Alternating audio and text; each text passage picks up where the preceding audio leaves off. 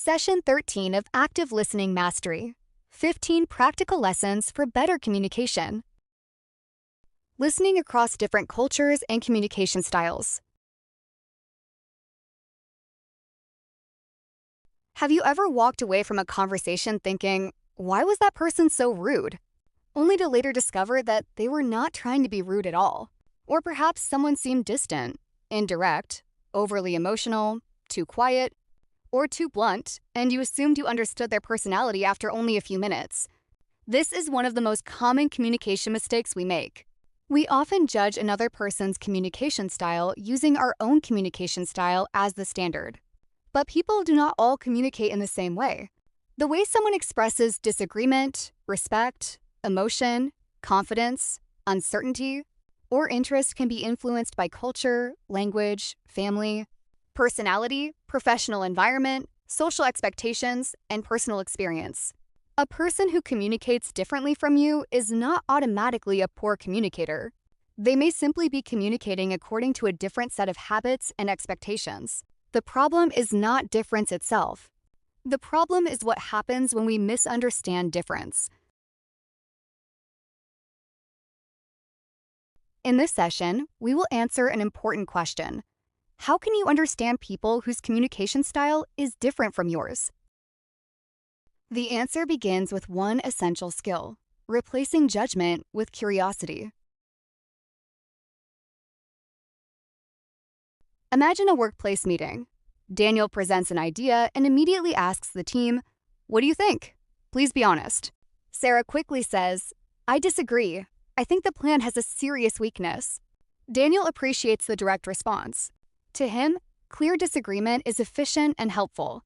But another colleague, Amir, remains quiet for a moment before saying, "Perhaps we could also consider another possibility." Daniel may think Amir lacks confidence. Sarah may think Amir is avoiding the issue. Yet Amir may be expressing disagreement just as clearly, but in a more indirect and relationship-conscious way.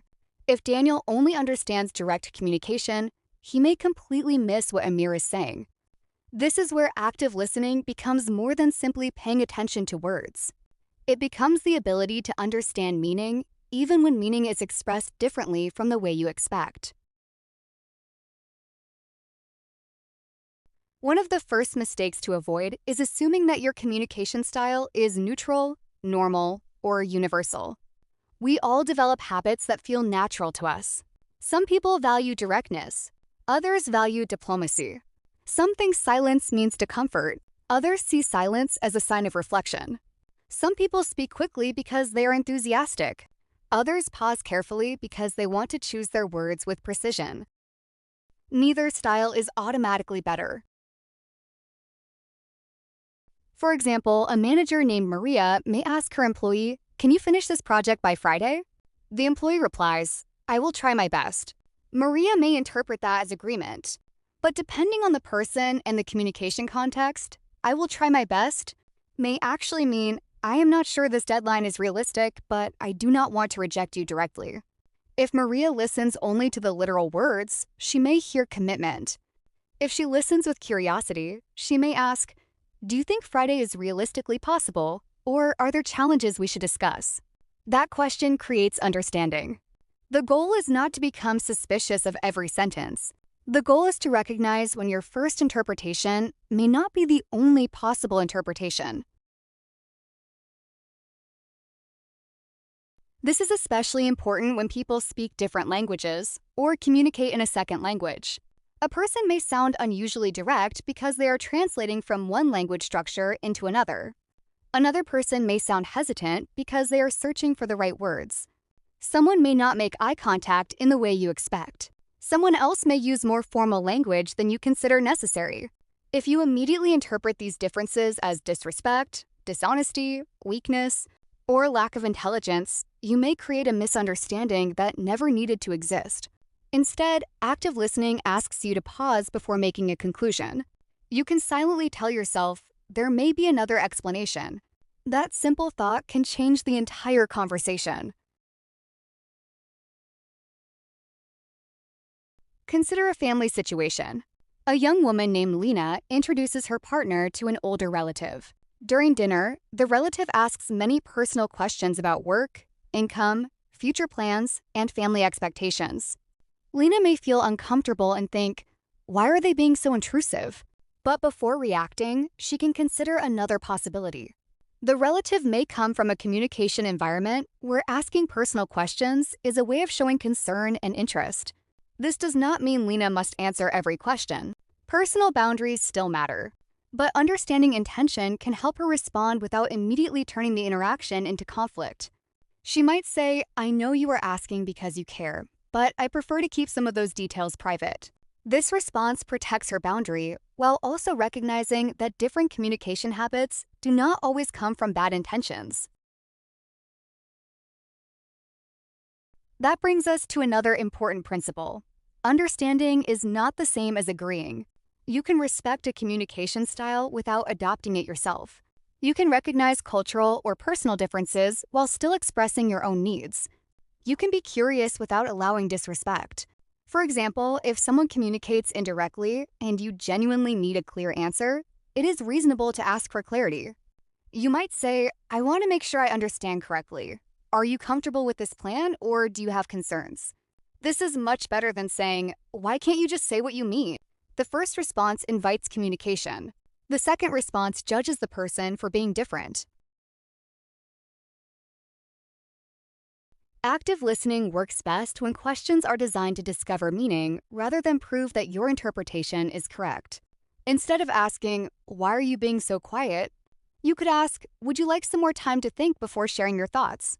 Instead of saying, you are taking this too personally, you could ask, what part of this situation feels most important to you? Instead of assuming that someone is being evasive, you might ask, am I understanding you correctly, or is there something I am missing? These questions are respectful because they leave room for the other person to explain their own experience. Another challenge appears when silence has different meanings. In some conversations, silence makes people nervous. They rush to fill every pause. In other communication environments, silence may show thoughtfulness, respect, disagreement, emotional processing, or simply comfort. Imagine a university classroom. The instructor asks a question and receives silence. The instructor might assume the students do not understand the material. But perhaps some students are carefully organizing their thoughts. Perhaps they are uncomfortable speaking immediately in a large group.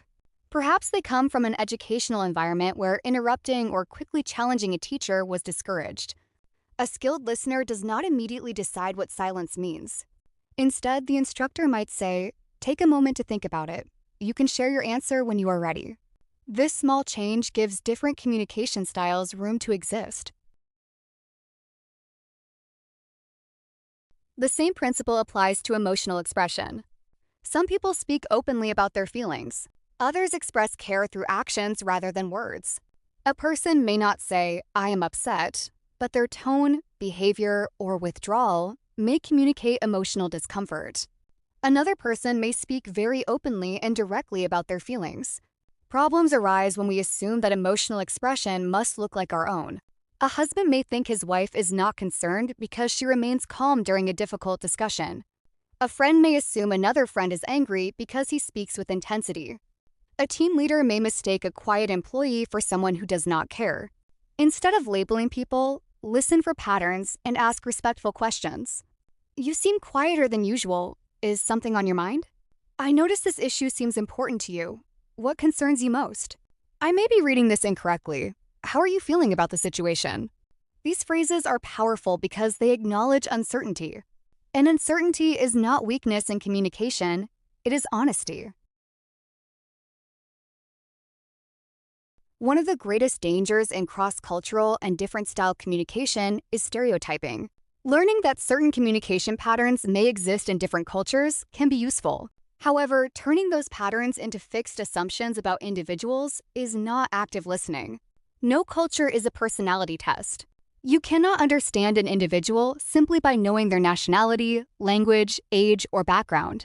Two people from the same community may communicate very differently.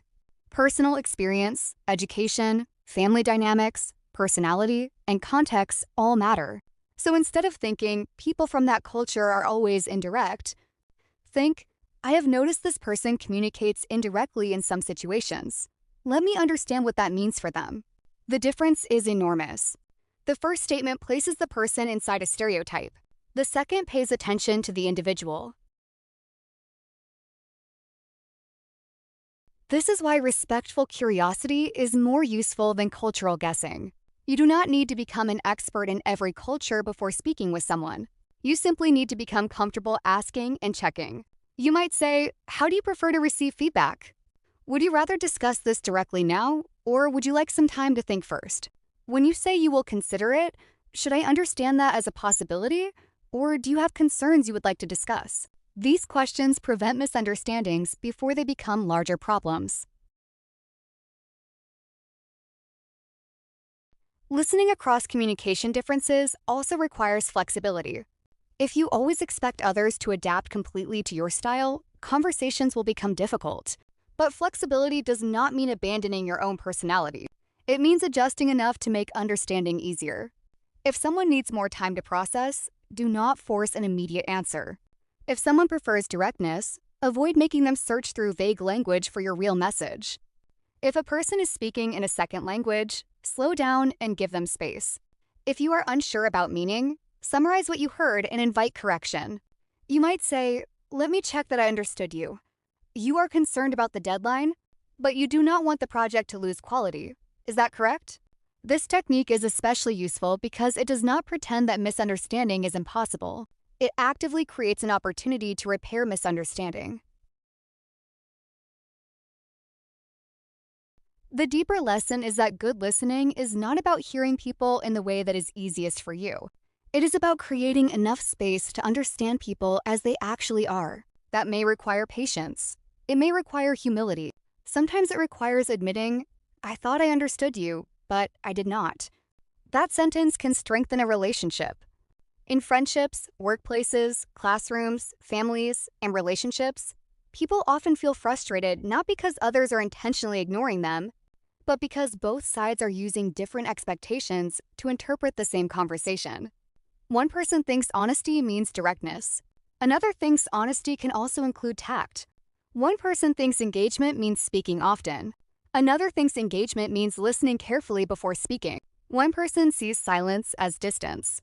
Another sees silence as respect. Active listening helps us move beyond the question, why are they communicating like this? And toward a better question, what are they trying to communicate, and how can I understand it more accurately? That shift changes everything. The next time someone's communication style feels unfamiliar, resist the urge to label it immediately. Do not assume silence means agreement, directness means hostility, indirectness means dishonesty, emotion means irrationality, or formality means distance. Pause, observe, ask, clarify, and listen for meaning, not merely familiarity. The people you understand best will not always be the people who communicate exactly like you. Often, deeper communication begins when you become curious about difference, instead of threatened by it. The central lesson of this session is simple. You do not need everyone to communicate like you in order to understand them. You need humility enough to recognize your assumptions, curiosity enough to ask respectful questions, and patience enough to let people explain what they mean in their own way. Practice this in your next conversation. When someone communicates differently from you, do not immediately decide what their behavior means. Ask one respectful question before making a judgment. That small habit can prevent unnecessary conflict and create stronger understanding. If this session helped you, please like the video, share it with someone who communicates with people from different backgrounds or styles, and subscribe for the complete Active Listening Mastery series. And continue to the next session, where we will bring these listening skills together and explore how to make active listening a lasting part of your everyday communication.